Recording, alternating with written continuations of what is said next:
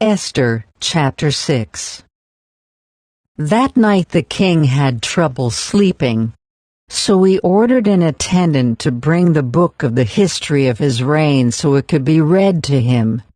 In those records he discovered an account of how Mordecai had exposed the plot of Bigthana and Teresh, two of the eunuchs who guarded the door to the king's private quarters. They had plotted to assassinate King Xerxes. "What reward or recognition did we ever give Mordecai for this?" the king asked. His attendants replied, "Nothing has been done for him." "Who is that in the outer court?" the king inquired. As it happened, Haman had just arrived in the outer court of the palace to ask the king to impale Mordecai on the pole he had prepared. So the attendants replied to the king, "Haman is out in the court." "Bring him in," the king ordered. So Haman came in, and the king said, "What should I do to honor a man who truly pleases me?" Haman thought to himself, "Whom would the king wish to honor more than me?" So he replied, "If the king wishes to honor someone, he should bring out one of the king's own royal robes, as well as a horse that the king himself has ridden, one with a royal emblem on its head. Let the robes and the horse be handed over to one of the king's most noble officials, and let him see that the man whom the king wishes to honor is dressed in the king's robes and led through the city square on the king's horse. Have the officials shout as they go, 'This is what the king does for someone he wishes to honor.'" "Excellent," the king said to Haman.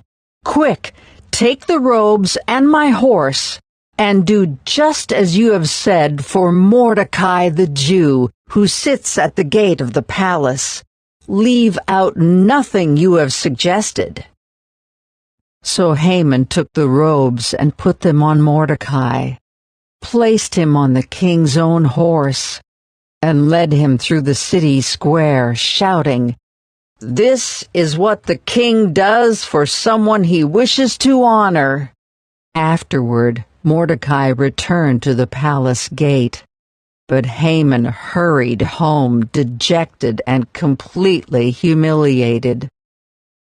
When Haman told his wife Zeresh and all his friends what had happened, his wise advisers and his wife said, "Since Mordecai, this man who has humiliated you, is of Jewish birth, you will never succeed in your plans against him. It will be fatal to continue opposing him."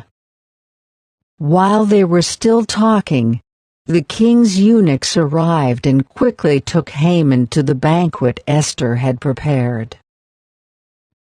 Esther chapter 7. So the king and Haman went to Queen Esther's banquet. On this second occasion, while they were drinking wine, the king again said to Esther, "Tell me what you want, Queen Esther.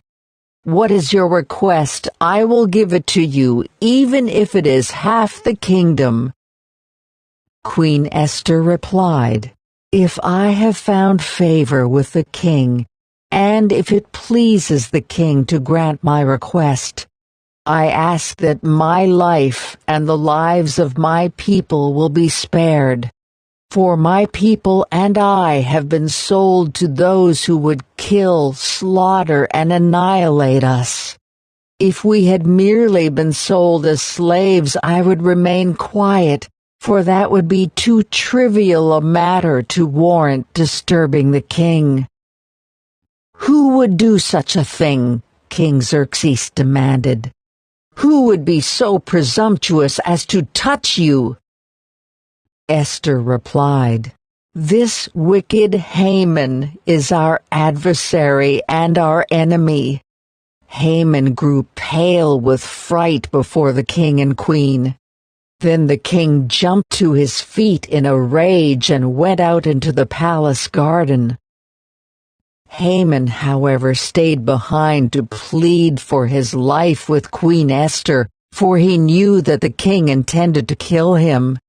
In despair, he fell on the couch where Queen Esther was reclining, just as the king was returning from the palace garden. The king exclaimed, "Will he even assault the queen right here in the palace before my very eyes?" And as soon as the king spoke, his attendants covered Haman's face, signaling his doom.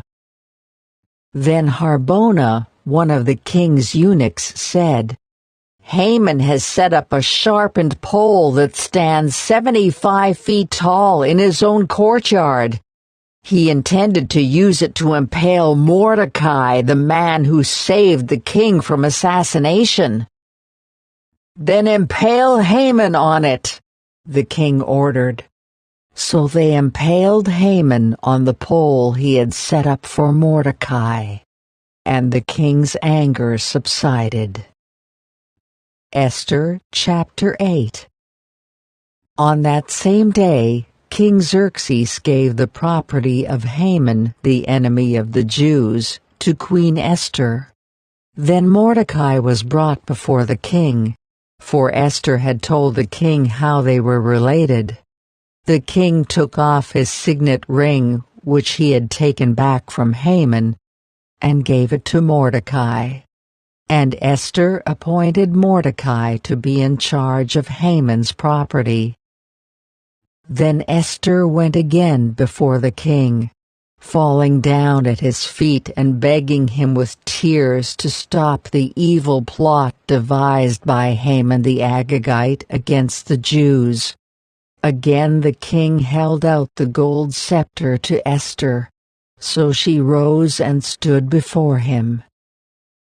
Esther said, "If it please the king, and if I have found favor with him, and if he thinks it is right, and if I am pleasing to him, let there be a decree that reverses the orders of Haman, son of Hammedatha the Agagite, who ordered that Jews throughout all the king's provinces should be destroyed. For how can I endure to see my people and my family slaughtered and destroyed?" Then King Xerxes said to Queen Esther and Mordecai the Jew, "I have given Esther the property of Haman, and he has been impaled on a pole because he tried to destroy the Jews. Now go ahead and send a message to the Jews in the king's name, telling them whatever you want, and seal it with the king's signet ring. But remember that whatever has already been written in the king's name and sealed with his signet ring can never be revoked." So on June 25, the king's secretaries were summoned, and a decree was written exactly as Mordecai dictated. It was sent to the Jews and to the highest officers, the governors, and the nobles of all the 127 provinces stretching from India to Ethiopia. The decree was written in the scripts and languages of all the peoples of the empire, including that of the Jews. The decree was written in the name of King Xerxes and sealed with the king's signet ring. Mordecai sent the dispatches by swift messengers who rode fast horses especially bred for the king's service. The king's decree gave the Jews in every city authority to unite to defend their lives. They were allowed to kill, slaughter, and annihilate anyone of any nationality or province who might attack them or their children and wives, and to take the property of their enemies. The day chosen for this event throughout all the provinces of King Xerxes was March 7 of the next year. A copy of this decree was to be issued as law in every province and proclaimed to all peoples, so that the Jews would be ready to take revenge on their enemies on the appointed day. So urged on by the king's command, the messengers rode out swiftly on fast horses bred for the king's service. The same decree was also proclaimed in the fortress of Susa. Then Mordecai left the king's presence, wearing the royal robe of blue and white, the great crown of gold, and an outer cloak of fine linen and purple. And the people of Susa celebrated the new decree. The Jews were filled with joy and gladness and were honored everywhere. In every province and city, wherever the king's decree arrived, the Jews rejoiced and had a great celebration and declared a public festival and holiday. And many of the people of the land became Jews themselves, for they feared what the Jews might do to them. Esther chapter 9. So on March 7, the 2 decrees of the king were put into effect. On that day the enemies of the Jews had hoped to overpower them, but quite the opposite happened. It was the Jews who overpowered their enemies. The Jews gathered in their cities throughout all the king's provinces to attack anyone who tried to harm them. But no one could make a stand against them, for everyone was afraid of them.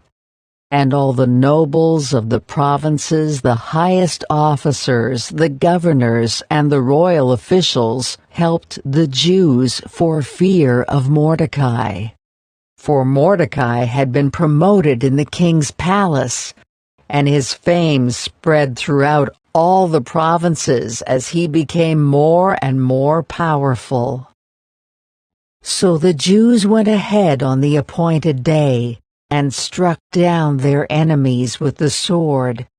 They killed and annihilated their enemies and did as they pleased with those who hated them. In the fortress of Susa itself, the Jews killed 500 men. They also killed Parshandatha, Dalphon, Aspatha, Paratha, Adaliah, Aridatha, Parmashta, Arisai, Aridai, and Vizatha, the 10 sons of Haman, son of Hammedatha, the enemy of the Jews. But they did not take any plunder.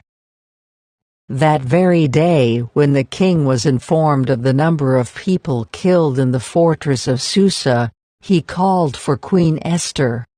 He said, "The Jews have killed 500 men in the fortress of Susa alone, as well as Haman's 10 sons. If they have done that here, what has happened in the rest of the provinces? But now what more do you want? It will be granted to you. Tell me, and I will do it." Esther responded, "If it please the king, give the Jews in Susa permission to do again tomorrow as they have done today, and let the bodies of Haman's 10 sons be impaled on a pole." So the king agreed, and the decree was announced in Susa. And they impaled the bodies of Haman's 10 sons. Then the Jews at Susa gathered together on March 8 and killed 300 more men, and again they took no plunder. Meanwhile, the other Jews throughout the king's provinces had gathered together to defend their lives. They gained relief from all their enemies, killing 75,000 of those who hated them, but they did not take any plunder. This was done throughout the provinces on March 7, and on March 8 they rested, celebrating their victory with a day of feasting and gladness. The Jews at Susa killed their enemies on March 7 and again on March 8, then rested on March 9, making that their day of feasting and gladness. So to this day, rural Jews living in remote villages celebrate an annual festival and holiday on the appointed day in late winter, when they rejoice and send gifts of food to each other. Mordecai recorded these events and sent letters to the Jews near and far, throughout all the provinces of King Xerxes, calling on them to celebrate an annual festival on these 2 days. He told them to celebrate these days with feasting and gladness, and by giving gifts of food to each other and presents to the poor. This would commemorate a time when the Jews gained relief from their enemies, when their sorrow was turned into gladness and their mourning into joy. So the Jews accepted Mordecai's proposal and adopted this annual custom. Haman, son of Hammedatha the Agagite, the enemy of the Jews, had plotted to crush and destroy them on the date determined by casting lots. The lots were called Purim. But when Esther came before the king, he issued a decree causing Haman's evil plot to backfire. And Haman and his sons were impaled on a sharpened pole. That is why this celebration is called Purim, because it is the ancient word for casting lots. So because of Mordecai's letter and because of what they had experienced, the Jews throughout the realm agreed to inaugurate this tradition and to pass it on to their descendants and to all who became Jews. They declared they would never fail to celebrate these 2 prescribed days at the appointed time each year. These days would be remembered and kept from generation to generation, and celebrated by every family throughout the provinces and cities of the empire. This festival of Purim would never cease to be celebrated among the Jews, nor would the memory of what happened ever die out among their descendants. Then Queen Esther, the daughter of Abihail, along with Mordecai the Jew, wrote another letter putting the queen's full authority behind Mordecai's letter to establish the festival of Purim. Letters wishing peace and security were sent to the Jews throughout the 127 provinces of the empire of Xerxes. These letters established the festival of Purim, an annual celebration of these days at the appointed time, decreed by both Mordecai the Jew and Queen Esther. The people decided to observe this festival, just as they had decided for themselves and their descendants to establish the times of fasting and mourning. So the command of Esther confirmed the practices of Purim, and it was all written down in the records. Esther, chapter 10. King Xerxes imposed a tribute throughout his empire, even to the distant coastlands. His great achievements and the full account of the greatness of Mordecai, whom the king had promoted, are recorded in the book of the history of the kings of Media and Persia.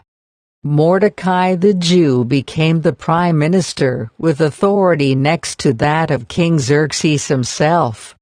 He was very great among the Jews, who held him in high esteem, because he continued to work for the good of his people, and to speak up for the welfare of all their descendants.